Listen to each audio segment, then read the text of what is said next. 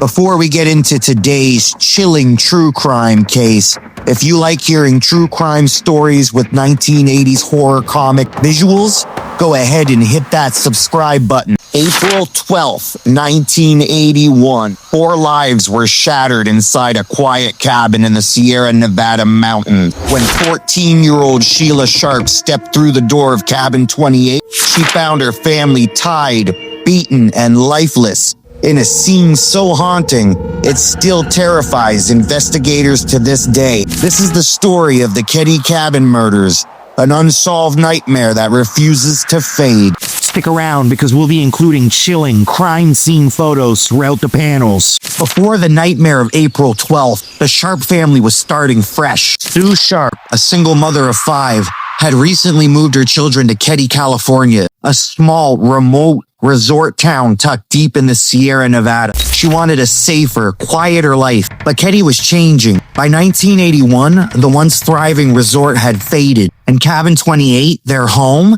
sat in a rundown corner of the old ground. That spring, Sue worked late shifts while her kids made new friends. It seemed like a simple life, but behind the thin cabin walls, danger was already creeping closer. On April 11th, 1981, the night before the murders, life in Cabin 28 seemed normal. Sheila stayed overnight at a neighbor's house just a few steps away. Inside, Sue, her youngest boys Rick and Greg, and their friend Justin Smart settled in for the night. John Sharp, Sue's 15-year-old son, and his friend Dana Wingate spent the evening in nearby Quincy, hitchhiking back later that night. By 2 a.m., the cabin was quiet, but someone was already watching. The next morning, Sheila returned home from the neighbor's house. She stepped through the front door of Cabin 28 and froze. Inside the living room, her mother Sue, her brother John, and his friend Dana were dead.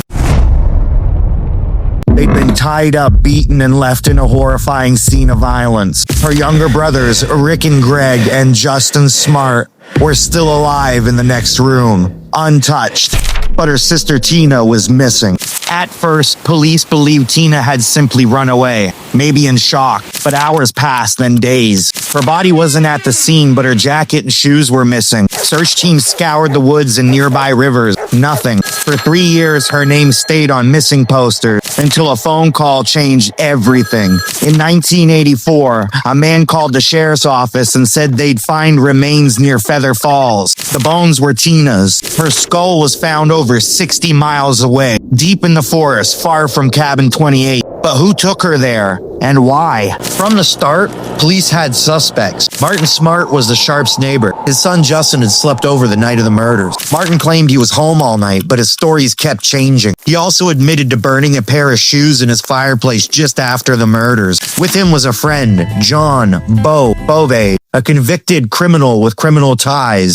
Composite sketches released by police looked just like them, but no arrests were made. Years later, a letter was found from Martin. It said, "I've paid the price. I bought it with 4 lives." Still, the case stayed cold. In 2016, a hammer was found in a nearby pond. It matched the exact description of one Martin Smart said he lost right after the murders. It had been lying in the mud for 35 years. Then there was the tape used to bind Sue's face and wrists. In 2018, investigators pulled a partial DNA profile from it. It matched someone still alive, but no arrest was made. And that sketch, the one that looked like Martin and Bo, it had been drawn from a child's memory under hypnosis. Justin Smart. So why was no one ever arrested? Some believe local law enforcement protected Martin Smart. He was friends with the sheriff, and some say they drank together the night of the murders. Others think Bo Bubade was the real target and the Sharps got in the way. Maybe it was intimidation. Maybe it was fear. Even the tape with DNA was sealed in a box and left untouched for decades. Meanwhile, the cabin stood like a monument, rotting in the woods, its windows boarded shut until the day it was demolished. No ceremony, no answers, just silence. 3 people murdered, 1 child kidnapped and found dead.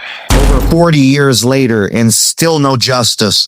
No one knows what really happened inside Cabin 28, but someone does.